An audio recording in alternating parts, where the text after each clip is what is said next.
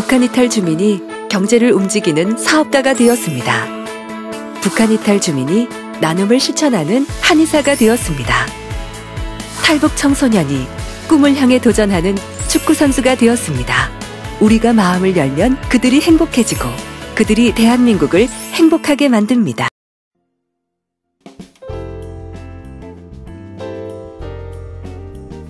안녕하세요. 내 모습 이대로의 명수원 목사입니다. 안녕하세요. 이은경입니다. 네, 오늘 정치적인 압박, 또 굶주림, 그리고 종교적인 자유를 위해서 북한을 탈출한 우리 탈북민들이 거의 2만 명 이상 된다고 합니다. 그런데 그 탈북 과정도 얼마나 힘들었겠어요. 그렇죠. 그러나 또 이곳에 와서 정착하는 과정 또한 만만치가 않아서 많은 탈북민들이 어려움을 겪고 있는데요. 네. 우리 남한 사람하고의 동화 문제도 그렇고 또 자기들끼리의 화합 문제 쉽지 않은데 참 어려움이 많은 것 같아요. 네, 정말 그 세터민을 고용하는 기업도 많고요. 또 세터민이 직접 운영하는 그런 기업도 있고요. 사실 뭐 함흥냉면, 또 평양 온반 이런 것을 만들어내는 뉴경옥이라는 기업도 있고요. 이런 모든 것들이 정말 우리 이 사회에 적응하기 위한 노력들이 아닐까라는 생각을 해봅니다. 네. 그래서 본인이 탈북민이면서 또 같은 그 세터민들을 열심히 돕고 계신 분이 오늘 주인공이십니다. 먼저 화면을 통해서 보시겠습니다. 함흥냉면, 평양 온반, 개성보쌈까지 보기만 해도 입에 군침이 도는 북한 전통 요리 학자, 북한 전통음식문화연구원 이해란 교수. 그녀가 이처럼 북한 요리의 달인으로 인정받을 수 있는 까닭은 바로 그녀 자신이 북한을 탈출한 세터민 출신이기 때문. 세터민 1호 박사 이해란 교수가 들려주는 모든 것을 예비하신 사랑의 하나님 이야기 함께 들어보자. 네, 어서 오세요. 탈북 여성 박사 1호로 유명하시죠? 북한 전통음식연구원장 이해란 원장님 나오셨습니다. 반갑습니다. 안녕하세요. 네, 반갑습니다. 네, 반갑습니다. 북한, 이게 아까 북한이라고 그러셨네요. 능라 전통문화 전통음식문화 평생교육원. 네, 이름이 좀 긴데 그래서 그냥 줄여서 능라 교육원 원장이신데요. 지난 8월에 문을 여셨다고 들었습니다. 네, 좀 소개해 주시죠. 어떤 것입니까? 그러니까 저희들이 이제 2009년도에 그 사단법인 북한 전통음식문화연구원을 설립을 해서 이제 기초적인 작업을 했습니다. 그리고 그 북한 전통음식문화연구원 부설로 이제 탈북자들을 위한 직업대안학교 라고 생각을 합니다. 그래서 북한 이탈 주민들이 남쪽에 와서 생활하는 데 있어서 가장 선행돼야 되고 가장 필요하고 가장 중요한 게 취업이라고 생각을 하거든요. 그렇죠. 예. 근데 취업을 할 때 이 여러 가지 문화적인 차이 때문에 소통의 문제도 있고요. 또 현장에서 일할 때 어떤 그 기술적인 문제도 있고 해서 저희 그 음식문화연구원에서 부설로 능라 전통음식문화 평생교육원을 만들어서 거기에서 이제 북한 이탈 주민들을 교육을 해서 그 실질적으로 일을 하는데 도움이 될 수 있도록 하고 일자리도 좀 많이 창출을 하고요. 또 한 가지는 이제 누구나 다 통일이 언제 될지 모른다. 되긴 될 거다 이런 얘기들을 하는데 제가 보기에는 통일을 하는 데 있어서 가장 중요한 게 준비라고 생각을 합니다. 그래서 저희 그 음식문화평생교육원에서는 북한 이탈 주민들을 교육을 해서 미래의 통일의 여건으로서 또 북한 주민들에게 남쪽 사회의 산업 또 그 문화 또 뭐 기업 문화 또 산업 기술 이런 것들을 가르쳐줘야 되잖아요. 누군가는. 그럼요. 지금 현재 상태에서 같이 일하기가 어렵지 그렇죠. 않습니까? 그래서 저희들이 이제 직업훈련 교사들을 양성을 할 목표를 가지고 시작은 했는데 너무 어렵습니다. 네, 그 원장님 아까 능라가 어떤 뜻인가요? 그 능라는 그 평양에 이제 대동강에 이 한강에 왜 여의도라는 섬이 있죠. 그렇죠. 그것처럼 대동강에도 능라도라는 아주 아름다운 섬이 있습니다. 여의도보다는 면적이 좀 작지만 여의도보다는 훨씬 저는 더 좋은 풍경을 갖고 있다고 생각을 해요. 왜냐하면 능라도에서 이렇게 올려다보면 그 유명한 올밀대가 보이거든요. 그리고 부병로. 네. 그래서 그게 우리 병풍같이 올밀대를 병풍으로 하고 있는 능라도는 아주 아름다운 섬입니다. 그래서 평양 하면 옛날에는 이제 평양의 또 다른 이름이 류경이라는 이름이 있습니다. 류경. 예, 그래서 버들류자에 경치경자인데 그러니까 평양에 그렇게 능수보들이 아름다워서 유경이라는 이름을 썼는데 능라도는 이제 그 능수보들이 아주 휘늘어진 그 모습이 비단을 짜놓은 것 같다는 의미에서 비단 능자에 건물 나자를 써서 능라도라고 붙였거든요. 그래서 거기에서 이제 평양의 저는 핵심, 평양의 중심 능라도에서 이제 이름을 따다가 그 학교에 이제 학교를 만들었고요. 저희들이 이제 정말 통일이 된 다음에 여기서 열심히 연습해가지고 경험을 쌓아서 통일이 된 다음에는 능라도에 세계에서 가장 아름답고 가장 경쟁력 있는 요리학교를 하나 만들어봤으면 좋겠다. 그러면 한식 세계화에도 뭐 기여할 것 같고 그 한식 세계화는 우리가 음식을 많이 파는다고 되는 게 아니고 세계인들에게 우리나라의 그 정말 아주 뛰어난 음식 그 조리 기술을 가르치는 데로부터 시작을 해야 된다고 생각을 하거든요. 그래서 그 가르치는 데서부터 우리 음식도 알리고 조리법도 가르쳐줘서 세계에 이제 알리는 게 중요하니까 그 능라도에 그런 아름다운 요리 학교를 하나 세우게 되면 한식 세계화에도 많이 기여가 되지 않을까. 아이고, 참 북한을 탈출한 탈북민으로서 그 꿈이 정말 아주 야무지고 그리고 굉장히 현실적이고 효과적인 꿈인 것 같아요. 아, 고맙습니다. 근데 그런 꿈조차 없으면 지금 어떻게 살겠어요? 그러면요, 우리 하나님의 자녀는 항상 꿈꾸는 사람이니까. 아, 근데 원장님께서 원래 그러면 그 음식에 관련된 어떤 공부나 뭘 하셨었나 봐요. 네, 제가 어떤 계기가 있으셨는지. 북한에 있을 때 이제 그 경공업대학에서 저는 식품공학을 전공을 했습니다. 제가 원래 제 뜻은 아니었지만 운명이라는 게 있는 것 같습니다. 저희가 이제 원래는 평양이 고향인데요. 제가 11살 낮은 해에 저희가 저녁을 먹고 있는데 국가보위부에서 이제 갑자기 찾아와서 저희들 짐을 다 싸가지고 저희를 추방을 보냈어요. 그래서 이제 추방당에서는 과학자가 돼야 되겠다는 그 꿈을 좀 가지게 됐었습니다. 그런데 이제 중학교를 졸업할 때 대학교 추천이 좀 잘 안 됐고요. 제가 선택할 수 있는 그게 별로 없었습니다. 그래서 식품공학을 어떻게 전공을 하게 됐고요. 이게 뭐 운명이었는지 모르겠는데 저희 어머니께서 원래는 평양맥주공장에서 이제 한 17년 동안 김일성한테 올려버리는 뭐 술 만들고 뭐 이런 일을 좀 하셨었어요. 어머님께서? 예, 그러시다가 저희들이 산골로 쫓겨와서 그 살다가 또 좀 다른 도시로 옮겼는데 그때 이제 저희 어머니가 식당에 취업을 하셔가지고 식당에서 한 23년 동안 일을 하시게 되는데 고급 요리사 2구까지 이제 되셔서 음식하는 일을 하셨습니다. 지금 생각해보니까 이거는 하나님의 뜻이었나 보다라는 생각이 드는데 그 당시에는 제가 정년코 갈 곳이 없어가지고 그냥 뭐 갔던 겁니다. 지금 우리 이혜란 원장께서는 우리 탈북민 가운데서 가장 성공한 분 중에 한 분으로 알려져 있습니다. 그런가요? 네. 잘 모르겠습니다. 그리고 별로 성공 아닌 것 같아요. 네, 그리고 작년에는 굉장히 그런 걸로 인해서 큰 상을 받으셨다고 그러는데 한번 소개 좀 해주시죠. 어떤 상을 받으셨어요?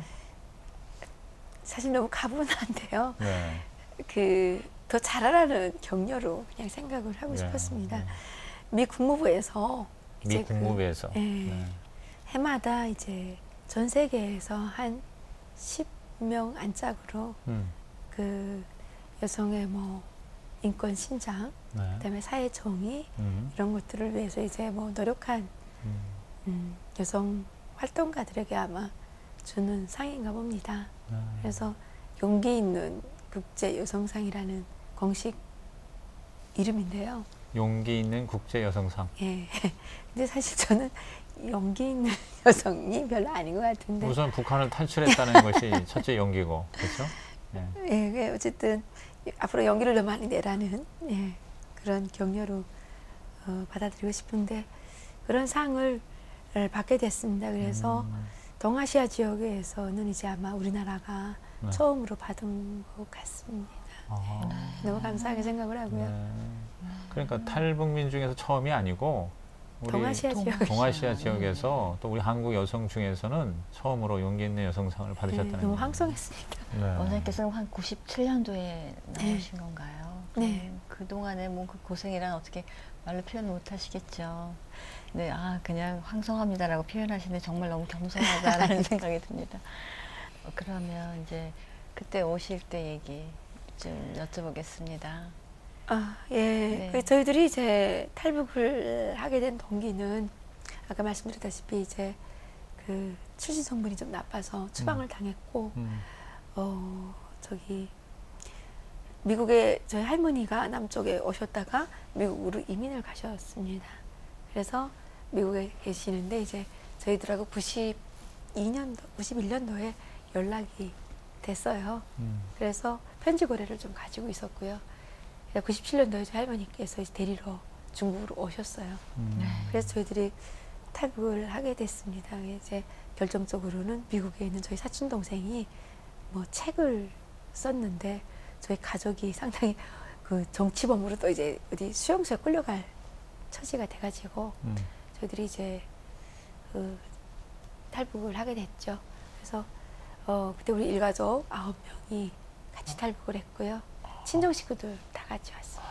그래서 탈북을 해서 남쪽에 이제 같이 왔고 저는 그때 4개월짜리 아들이 있었습니다. 그래서 그 아들이 지금은 중학교 2학년 됐어요.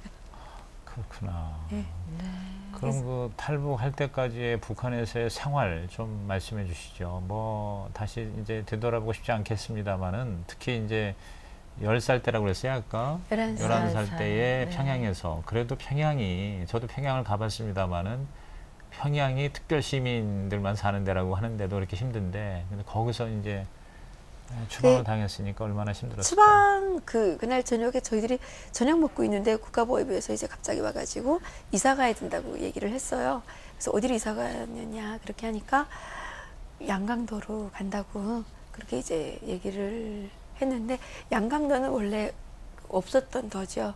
58년도에 북한에서 그 행정교육을 개편하면서 그 함경도 일부 지역을 잘라내가지고 만든 데인데 옛날로 말하면 그냥 삼수갑산이에요. 예. 네. 저희 어머니가 막 이혼하시겠다고 그래요. 저희 아버지하고. 그러니까 이제 저희 추방 보내려고 온 사람들 자기는 모른다고 거기 가서 이혼하고 싶으면 하라고 하면서 어머니 짐이랑 아버지 짐이랑 따로따로 싸고 애들 짐이랑 다 따로따로 싸가지고 그 짐을 포장을 했어요. 우리는 하나도 안 하고 그 보위부 요원들에서 짐을 다 포장을 했어요. 강제로? 네. 그래가지고 우리는 우리 어머니는 다 쓰러지고 저희 아버지는 지금 얼굴이 새까매가지고 그냥 다 너구리 잃고 앉아 계시고 바깥에 저희 친척이 찾아왔는데 못 만나게 하는 거예요. 우리는 격리 상태 된 거죠. 근데 가족이 몇 명이었어요? 그때 6명이었어요. 그러니까 4남매였어요? 부모님하고 네. 4남매? 4남매 중에 맞이? 제 맞입니다. 네, 그래가지고 그 다음날 아침에 이제 보따리 다 꿍줘가지고 그 기차에 끌려서 갔죠.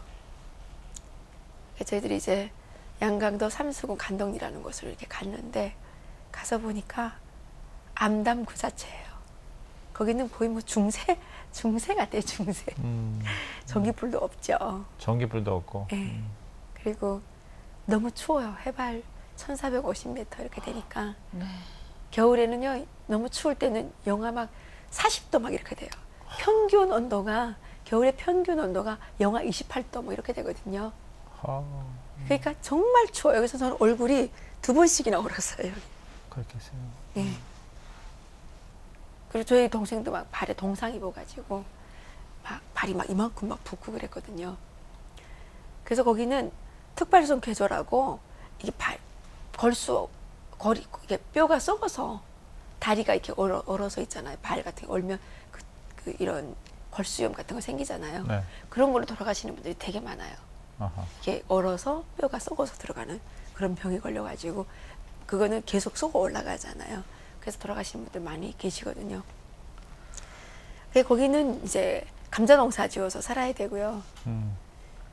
진짜 먹을 거 감자밖에 없어요. 감자. 네, 그래서 저는 지금도 감자 너무 싫어해요. 그래서 여기 너무 많이 처음에 왔을 때 네네. 그 미팔근 그 식당 있잖아요. 네. 미팔근에 들어가면 그게 식당 있죠. 네. 양식당. 네. 네. 거기 가서 이제 초대받았는데 네. 사람들이 다 뭐 시키는지 몰라가지고 뭐 시키라 그러는데 뭐 시키는지 몰라가지고 그냥 스테이크를 시켰더니 감자 그 왜 껍질 같이 안 나오죠. 벗기고 막 찐 거 있잖아요. 네. 그 감자 하나 나오고 소고기 나오더라고요. 네, 그래서 저는 그날 저녁에 굶었어요. 그 지겨운 감자가 나와서. 네. 예, 감자 냄새도 지금 어, 아직 좀 싫어하거든요. 얼마나 그럴 정도로 저희가 감자를 많이 질렸어요. 먹었어요. 그러니까 거기는 감자를 삶아서 이렇게 부스러뜨리면 밥이에요. 그리고 그 반찬 같은 건 못 해 먹어요. 왜냐면 그게 식량이기 때문에 거기는 이제 반찬이 그냥 갓을 짜게 김치를 담아가지고 얼려요. 그래서 그거를 그러니까 김치우물 2m 깊이를 파거든요. 그래도 너무 추우니까 얼어요. 네. 그러면 그거를 이제 상당히 짜게 해요. 물을 부어 먹어야 되니까 채소가 작으니까. 그래서 이제 그거를 이렇게 호미 같은 걸로 이렇게 파다가 거기다 이렇게 물 부어가지고 감자밥 그냥 먹거든요. 거의 다 소금국 정도 식사죠. 그래서 이제 감자 농사를 지어야 되는데 거기 사람들은 여기 뭐 남쪽에 오니까 남쪽 사람들이 유기농으로 농사지어서 먹는 게 좋다 그러는데 그게 얼마나 비싼 대가를 치러야 되는지를 몰라서 하는 얘기예요. 우리는 유기농으로 농사지어서 그때 밥 먹고 살았는데 늘 사람들 하는 얘기가 이 감자는 감자 하나에는 우리 뼈짬에서 나오는 기름으로 만들어진 거다. 그렇게 얘기를 하는 거예요. 너무 힘들거든요. 기계가 하나도 없고 다 손으로 밭 떠줘야 되고 그거 농사 지어야 되고 막 진짜 힘들어요. 근데 자기네 집 농사만 짓는 게 아니라 국가에서 또 이런 무보수 노동을 되게 많이 시켜요. 학교가 거의 공부 안 하고 계속 일만 해요. 가보니까 학교가 불이 붙었어요. 학교가 없어요. 그래서 학교를 짓고 있는데 어른들이 학교를 짓는 게 아니고요. 애들이 학교를 짓는 거예요. 그래서 오전에 2시간만 공부하고요. 계속 학교 지어요. 일을 해요. 그리고 봄날 되면요. 고사리 뜯으러 가야 돼요. 산에. 한 달 동안 고사리 계속 뜯으러 가야 돼요. 가을 되면요. 약초 파러 가야 되거든요. 그리고 또 농촌동원 가야 되거든요. 이거 뭐 공부가 기본이 아니고 계속 일해요. 네. 너무 지겹죠. 네. 배고프지. 너무 어느 정도 고팠냐면요. 우리가 이제 평양에서 갈 때 그 보이부 사람들이 짐을 싸줬잖아요. 우리가 그때 평양에서는 좀 잘 살았으니까 밀가루가 좀 남은 게 있었어요. 그래서 한 60kg 있었는데 이거를 보이부 사람들이 석유통이랑 같이 싸준 거예요. 그래서 거기 석유통이 다 쏟아져 가지고요. 밀가루에. 그렇죠. 그래서 우리가 그 밀가루 오기를 너무너무 기다렸는데 아니 막 밀가루가 도착하고 보니까 석유가 다 쏟아져 가지고 완전 석유 냄새가 너무 세게 나는 거예요. 석유에 다 쩔었어요. 근데 우리가 먹을 게 없으니까 그 석유 묻은 밀가루를 다 먹었어요. 석유 묻은 밀가루 먹으면 여기 막 석유 냄새가 엄청 올라오고 그렇죠. 계속 올라오거든요. 그럼 머리가 되게 아파요. 근데 배고프면 또 먹게 되더라고요. 근데 살면서 보니까 사람은 참 안 죽어요. 여기 오니까 뭐 유통기한 뭐 엄청 따지는데 북한에서 석유 묻은 밀가루고 60kg 다 먹었는데도 지금까지 살았잖아요. 또 가슴 아픈 얘기 하나 더 여쭤보겠습니다. 어렸을 때 석유 말씀하시니까 또 생각이 나니까 여쭤보겠습니다. 네, 저희가 이제 출신 성분이 나빠가지고 제가 대학을 추천을 못 받았어요. 그래서 그때는 정말 남조선이 정말 부럽더라고요. 남조선은 뭐 고학을 해가지고 공부를 한다고 등록금, 뭐 월사금 뭐 이런 게 많아가지고 그러면 정말 신문 배달 뭐 우리가 대체로 거기서 교육받은 거는 신문 배달 뭐 이런 거 해가지고 돈 벌어서 공부한다고 그렇게 얘기 들었는데 차라리 돈 벌어서 공부하라 그러면 차라리 좋겠다라는 생각이 많이 들더라고요. 우리는 출신 성분이 나쁘니까 대학 추천을 안 해줘요.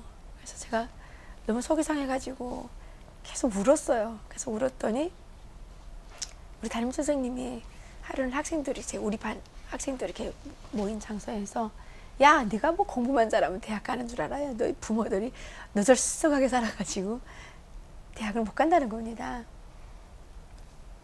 그래서 대학을 못 간다는 어떤 그런 절망보다는 제가 너무 창피한 거예요. 우리 부모가 너무 너절하게 살았다는 게 너무 창피하잖아요. 뭔지는 모르지만. 그래서 제가 그 날 다음 날부터 학교를 못 나가겠더라고요. 너무 창피해서. 그래서 아프다고 이제 계속 집에 있었는데 언제 아이들이 데리러 올지 모르니까 계속 누워 있어야 되는 거예요. 17살 때인데. 막 뛰어놀아야 될 때 계속 누워 있으니까 얼마나 힘듭니까? 그리고 학교를 가려고 해도 너무 어렵고. 그래서 제가 그때 죽어야 되겠다 생각을 했습니다. 창피해서 나갈 수도 없고 뭐 살아봐야 뭐 별로 희망도 없고. 근데 거기서 이제 아파트에서 뛰어내리면 자살하면 민족 반역자거든요. 그러면 가뜩이나 우리가 출신 너무 나빠서 너무 어려운데 제가 막 뛰어내리면 안 되잖아요. 그래서 제가 머리를 쓴 게 농약을 먹고 그냥 죽어야 되겠다 이렇게 생각을 한 거예요. 우리 집에 그 우아독수라는 살충제가 있었어요. 그래서 그거를 그 머구잔 있죠. 이거보다 상당히 큰 머구잔. 거기 이제 하나를 풀어가지고 마셨어요. 그래서 이제 그렇게 결심하고 마시려고 그러는데 이 독약이라는 거는 참 역해요. 그리고 이게 벌써 독성이 있으니까 팔팔한 그 연기가 쫙 나더라고요. 근데 이게 입에다 가져다 댔을 때 이게 목구멍이 딱 닫히더라고요. 이게 우리 인체 시스템은 하나님께서 참 잘 만드셔가지고요. 똑똑해요, 진짜. 딱 갖다 대는 그 컵을 딱 갖다 이렇게 대는 순간에 매캐한 냄새가 나니까 이 목구멍이 딱 닫혀가지고 못 먹겠는 거예요, 이렇게 올라와서. 그래서 이제 그때는 눈을 딱 감고 다시 한번 뗐다가 마시면 정말 너무 다 어바이트 할 것 같아요. 그래서 눈을 딱 감고 그냥 한꺼번에 원샷으로 진짜 다 마셔버린 거예요, 제가. 그리고 이제 쓰러졌는 한 20분 후에 너무 근데 조용하더라고요, 세상에. 난 뭐 녹약 먹으면 그 자리에서 욱 하고 죽는 줄 알았어요. 그랬는데 그렇게 죽는 게 아니라 한 20분간 텀이 있어요. 뭐 정말 너무 혼자였었잖아요. 근데 걱정되더라고요. 어떡하지, 못 죽으면, 못 죽고 이제 어떻게 어디 장애가 생기면 막 걱정이 됐는데 한 20분 있다가 제가 정신을 이제 잃고 막 토하고 막 이렇게 됐어요. 근데 저희 어머니가 그날 오실 시간이 아닌데 그냥 어떻게 무슨 배고파 정리한다고 이렇게 오신 거예요, 집에. 제가 쓰러지고 나서 얼마 안 됐었나 봐요. 그래가지고 오셔서 저를 발견하고 병원으로 이제 업고 가셔가지고 장을 다 청소를 해서 제가 살아났어요. 그때가 17살 때? 근데 이제 그 후에 탈북하게 된 그 경위, 그 어떤 그 특별한 계기가 있었을 텐데요. 그래서 이제 저희들이 그렇게 이제 생활을 하면서 있었는데 90년 초반에 저희 할머니를 저희들이 찾게 됐고 할머니가 미국에 살고 계신다는 걸 저희들이 알게 됐고 나중에 이렇게 알게 됐고 네, 그래서 편지를 이제 거래를 가지게 됐어요. 네. 그랬는데 할머니께서 이제 97년도에 저희 가족을 데리러 중국으로 오신 거예요. 저희 할머니께서 이제 자꾸 가야 된다 그래가지고 그러고 거기에다 이제 우리가 정치범수용소에 끌려갈 만한 그런 사건이 생겼기 때문에 저희들이 이제 그냥 정치범수용소에 끌려갈 바에는 자살하는 게 낫다 그렇게 생각을 해서 시장에 가가지고 농약, 그 쥐약 있죠, 쥐약을 4봉지를 사가지고 다 하나씩 나눠가지고 탈북을 하게 된 거예요. 그러면 누가 먼저 하자 이런 게 아니라 거의 다 똑같은. 할머니가 오라고 그랬으니까 했는데 뭐 저희 어머니는 절대 못 가겠다고 그러셔가지고 뭐 정말 웃기는 일이지만 저희 어머니하고 저희 아버지하고 막 부부 싸움이 엄청 심해진 거예요. 그래서 저희 아버지는 가야 된다 그러고 저희 어머니는 못 가겠다 그러고 막 하루는 막 싸우시는데 저희 아버지가 당신 빨갱이야 뭐 그러니까 우리 어머니는 막 혁명의 변절자 막 이러면서 막 그런 막 소설에나 나올 수 있는 그런 막 상황이 막 되고 막 그랬었어요. 예. 어떻게 그 탈북했을 때의 과정, 구체적인. 그래서 저희들이 이제 먼저 그 탈북을 하면서 저희도 뭐 보이부에 이제 잡혀서 군인들한테 잡혀서 저도 보이부 직결소에도 잡혀가고 그랬는데 이제 정말 성경에 이제 나오는 것처럼 하나님께서 구름기둥 불기둥으로 네. 지켜주셔서 그 왔다고 생각을 해요. 그 이제 남쪽에 와가지고 보니까 이사야 43장을 보면 정말 이게 어떻게 그 태초에 우리 가족 이게 탈출 이야기가 거기다 씌워진 것 같이 그렇게 이제 돼 있더라고요. 그래서 저희들이 가족이 이제 막 합의가 이루어지지 않아가지고 일부가 먼저 탈북을 하는데 또 나오다가 또 잡혀가지고 국경경비대한테 막 잡혀가지고 우리가 막 그 강가 그 자갈밭에서 엄청 매를 많이 맞았어요. 두만강에서. 압록강에서요. 그리고 저희 아버지 같은 경우에는 또 이렇게 탈북하기 전에 이렇게 중국에 먼저 건너갔는데 그때 압록강을 건너가시다가 그 당시에는 막 그 비가 많이 와가지고 압록강은 상류이기 때문에 이게 경사가 좀 심하잖아요. 그래서 물살이 상당히 빨라요. 그때 이제 중국으로 넘어가시는데 물에 떠내려가지고 아버지랑 같이 그러니까 압록강을 넘었던 그 젊은 친구가 있는데 28살인가 났는데요. 그 친구는 물에서 없어졌어요. 행방불명됐어요. 근데 저희 아버지는 이게 그 조그만 바위돌 같은 거기에 걸려가지고 거기서 이제 그래서 살아남으셨거든요. 그리고 저희들이 이제 또 압록강에서 막 잡혀가지고 막 매 맞고 막 이렇게 할 때 우리 동생이 막 놔보고 이제 그 쥐약 먹을 때가 되지 않았냐. 막 그렇게 이제 했는데 또 중국에서 이렇게 막 돈이 넘어와가지고 또 저희들이 막 탈북했고 우리 일가족이 먼저 탈북을 했고 또 우리 나머지 가족은 한 달 만에 또 압록강 넘어서 탈북을 해서 사실은 저희는 이제 처음에는 탈북을 다 같이 못 해가지고 남쪽에 와서 만났어요.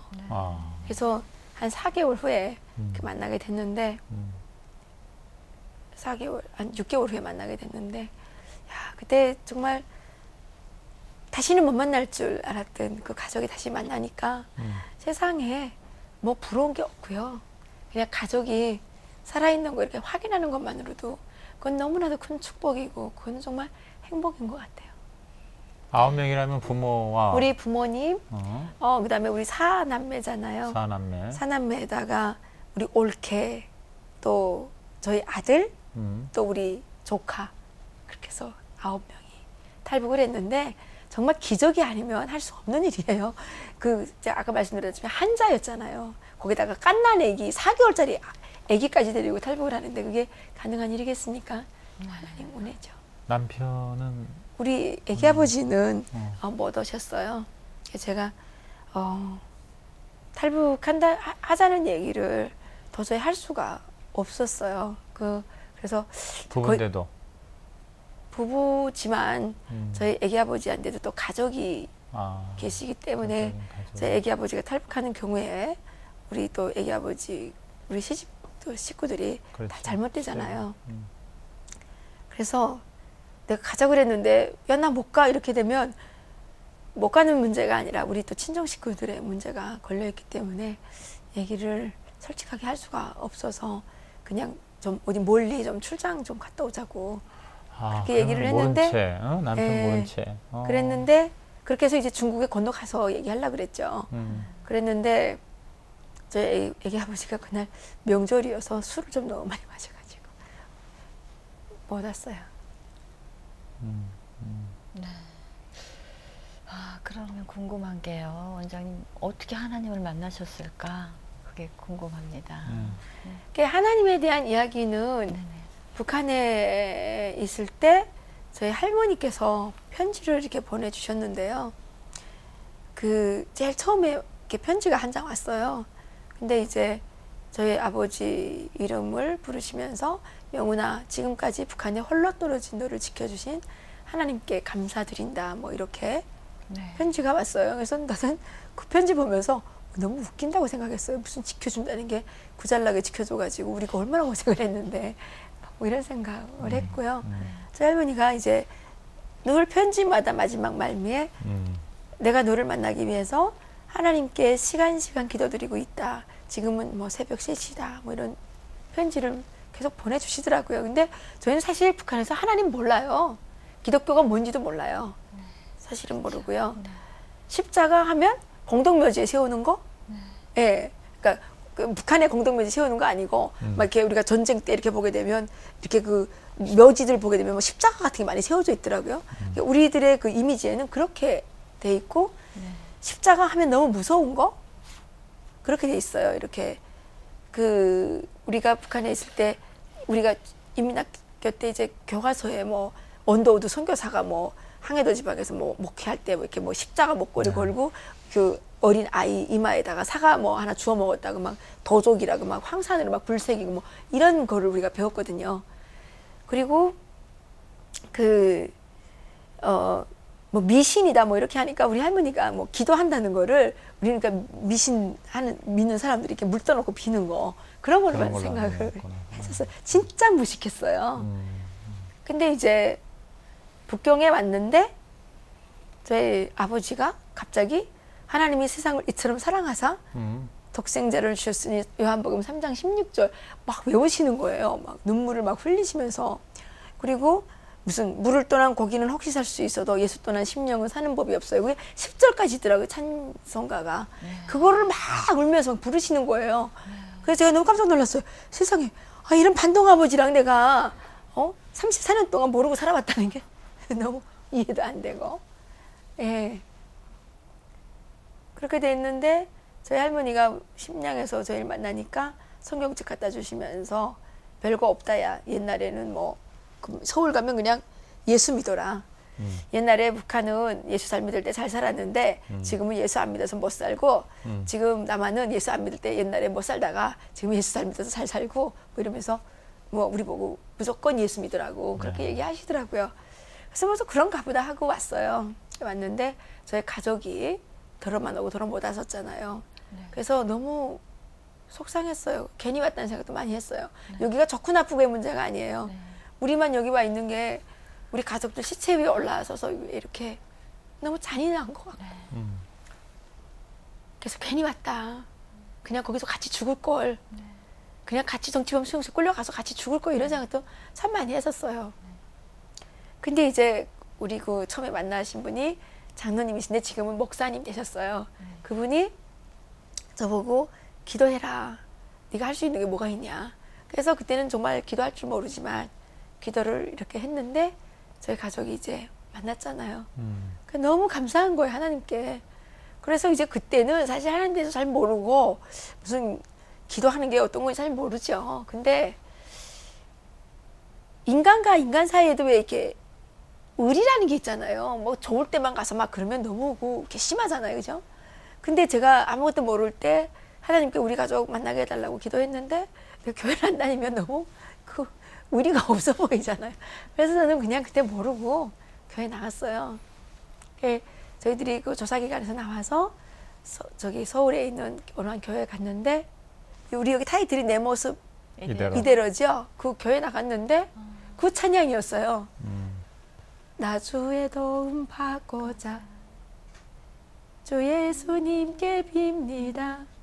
그 내 모습 이대로잖아요. 근데 내 모습 이대로가 너무 내가 초라하고 정말 보잘것없고 그렇지만 하나님 그 날 받아주십시오 하는 그 소망이 그 찬양에 있는 것 같았어요. 그래서 이제 거기서 신앙생활을 시작했는데 처음에는 좀 뭐 부담스럽기도 하더라고요. 주일날마다 나가야 되고 계속 일하다가 주일날 좀 쉬었으면 좋겠는데 교회 가야 되고 막 하루 종일 교회가 있어야 되고 막 이렇잖아요. 근데 99년도 1월 달에 특별 새벽 기도회를 왜 하잖아요. 1월 달에는. 그래서 거기를 제가 이제 나가게 됐어요. 근데 그 보수가 우리는 그때 차가 없으니까 그 교회 차가 이렇게 운행을 해주는데 그 여러 집을 돌아야 되니까 2시 반 정도에는 깨놔야 돼요. 그러니까 너무 힘든 거예요. 30 며칠 되니까. 나중에는 막 이렇게 막 몸이 둥둥 뜨는 것 같아. 너무 피곤해가지고. 그렇죠. 그래서 이제 새벽기도 나가가지고 엎드려 있다 보면 계속 자는 거예요, 제가. 너무 속상해요. 여기 와가지고 이렇게 엎드려서 잘 바에는 집에서 편안하게 누워서 자는 게 좋은데 기도도 못하고 자니까 너무 속상해서 그 어떻게 하면 안 잘 수 있을까 이렇게 지금 고민을 좀 했어요. 근데 제 앞에 계시는 권사님이 우리 교회에서 되게 신앙이 좋으신 분이었거든요. 네. 근데 그분이 막 이렇게 기도하시는 거예요. 네. 그래서 제가 앉으려고 막 그분을 따라서 막 이렇게 기도를 했어요. 근데 하나님 방언을 주시는 거예요. 할렐루야. 그래서 혀가 막 이렇게 막 말려가지고 바람개비처럼 막 돌아가는 거예요. 어떡하냐. 나는 이제부터 미치기 시작했나 보다. 난 너무너무 걱정을 했어요. 왜 제가 처음에 그 교회 갔는데 어떤 분이 막 방언을 하시는데 뭐 짜금이 하는 방언을 하시는데 아, 너무 이상해요. 그렇겠죠. 막 정신병자 같아요. 막 이런 생각을 하면서 저는 그거 너무 싫어했거든요. 근데 하나님이 나한테 그 방언을 먼저 주셔요. 난 달란 말도 안 했는데. 그래서 이제 나와가지고 그 같이 다니시는 권사님 보고 권사님 어떡해요. 나는 이상해졌어요. 막 혀가 막 돌아가가지고 뭐 룰루랄라 막 이런 게 막 됐다고 그랬더니 이 집사 그거 너무 좋은 건데 다른 사람도 못 받아서 얼마나 우는데 막 울면서 기도하는데 막 그러는 거여서 그런 거예요. 근데 그때 그 이재록 목사님 교회가 뭐 2단 교회 뭐 이런 게 막 나와가지고 방언도 뭐 2단이라 뭐 이런 막 말도 막 있고 그랬었어요. 그래서 저는 막 속상했었는데 지금 생각해 보니까 그게 하나님이 나를 만나주셨다는 사인이었고 체험이었고 그랬던 것 같아요. 그래서 내가 너무 한심하니까 내가 너무 의심이 많으니까 그렇게 이제 저한테 방언도 빨리 주셨고 또 그 후에 이제 제가 보험회사 다닐 때인데 공주에 있는 기도원에 이렇게 갈 일이 있었어요. 네. 그 어느 전도사님이 저보고 가자고 그러실 때 제가 그냥 난 저기 보험 팔아야 되니까 못 간다고 그랬더니 그분이 거기 가면 누가 보험 하나 해줄지 아냐? 뭐 이러시는 거예요. 그래서 이제 그러면 가봐야 되겠다 이렇게 생각을 하고 가려고 그러는데 또 세문안교회 다니신 권사님이 맨날 보험해 주시겠다 그랬는데요. 그분도 가신대요. 그래서 저분한테 가서 이번에 보험 하나 팔아야지. 그러고서 지금 아주 계산을 철저하게 하고 그 양재동에 있는 성서공회 앞에 모였어요. 근데 그 권사님이요. 나오시다가 수도가 터진 거예요. 집에. 그래서 나오다가 도로 돌아가셨대요. 야, 난 저분한테 보험 팔려고 가는데 그분은 안 오시잖아요. 난 너무 속상했어요. 그렇다고 안 갈 수도 없고. 그래서 이제 거기 따라갔는데 보험 하나도 못 팔았죠. 근데 떠나올 시간 돼가지고 너무 억울해요.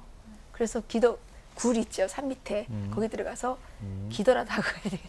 이건 기도하러 온 게 아니라 보험 팔러 갔다가 보험 못 팔으니까 기도라도 하고 가야 되겠다 생각해가지고 기도하려고 그 혼자 들어가서 이제 엎드렸는데 선방망이 이만한 선방망이가 저를 꽝 하고 때리는 느낌이 들었어요. 뻥 했어요.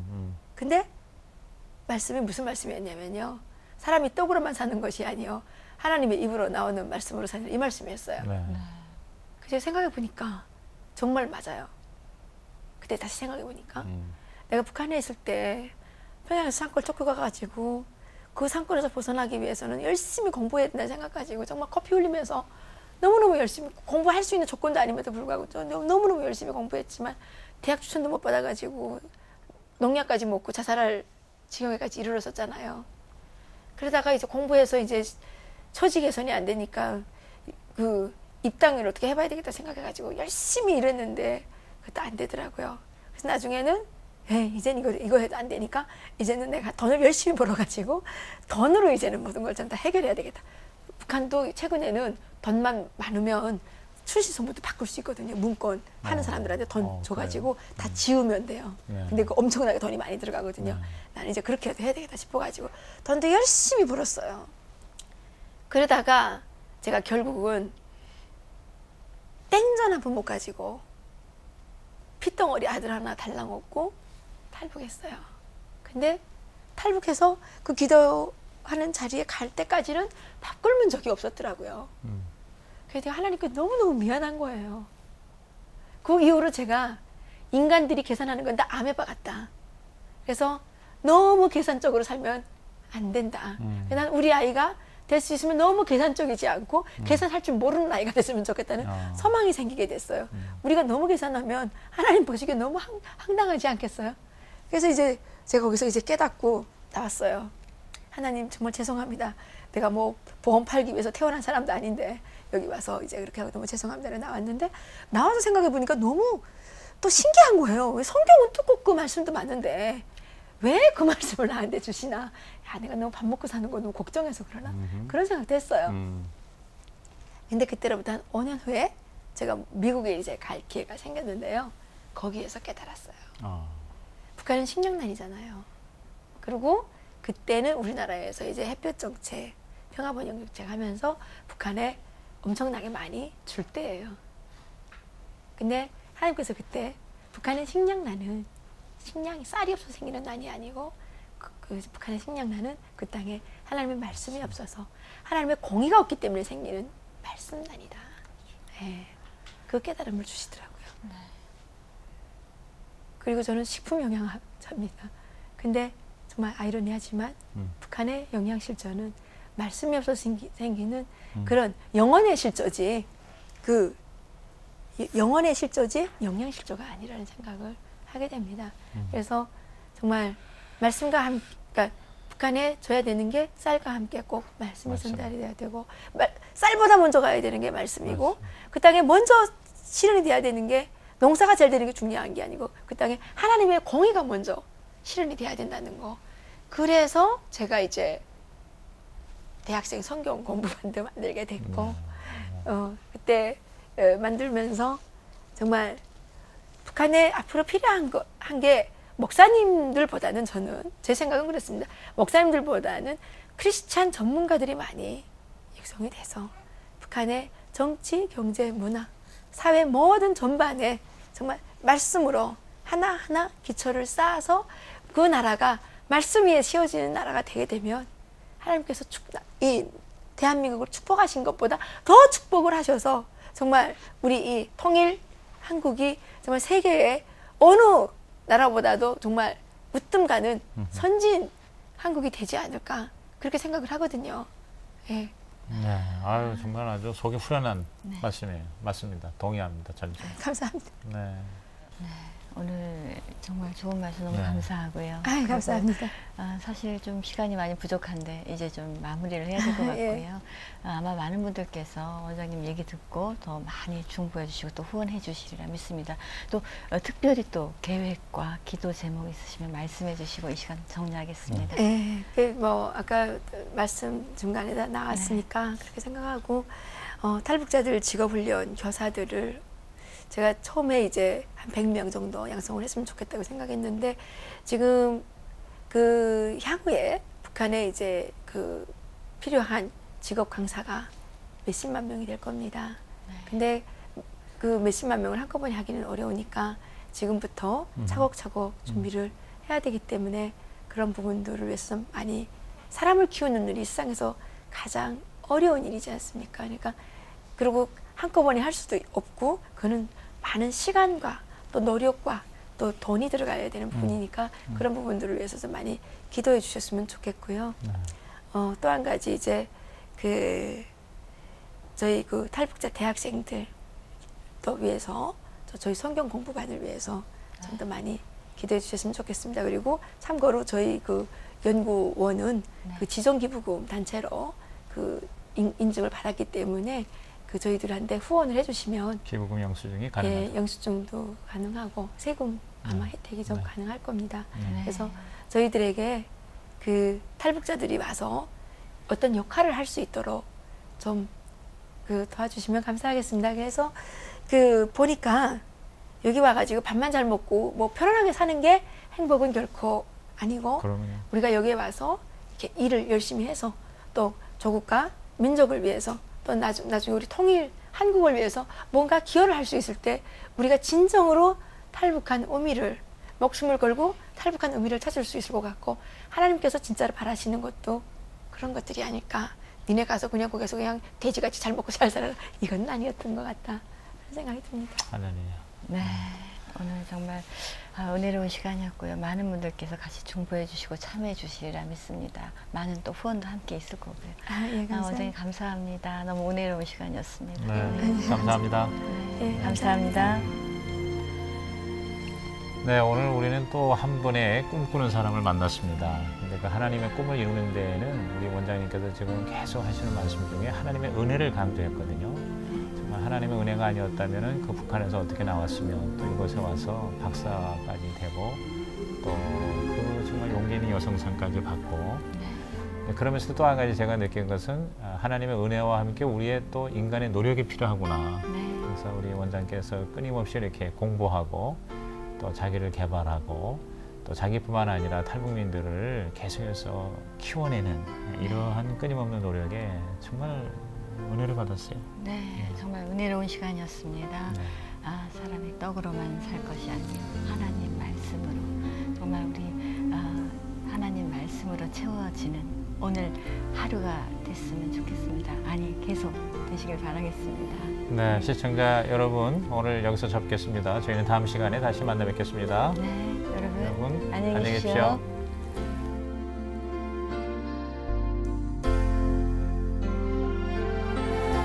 북한 이탈 주민이 경제를 움직이는 사업가가 되었습니다.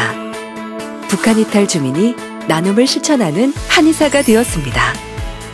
탈북 청소년이 꿈을 향해 도전하는 축구 선수가 되었습니다. 우리가 마음을 열면 그들이 행복해지고 그들이 대한민국을 행복하게 만듭니다.